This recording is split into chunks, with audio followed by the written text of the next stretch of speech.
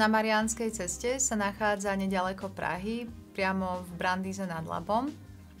A je hlavne pre ľudí, ktorí sa rozhodli opustiť ruch veľkomesta a žiť bližšie k prírode.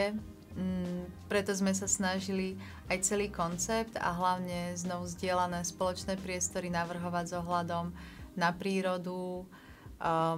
Boli sme inšpirovaní severským životným štýlom a filozofiou hygge.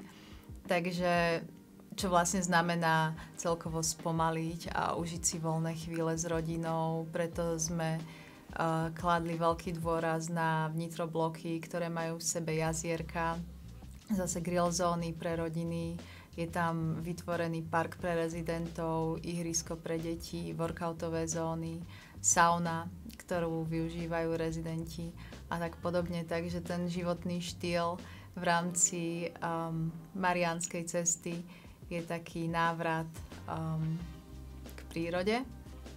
Tento koncept sme podporili aj architektonickým návrhom, pri ktorom pracujeme s prírodnými materiálmi, s emitnými odtieňami, či už v rámci exteriérov, ale rovnako aj v interiéroch.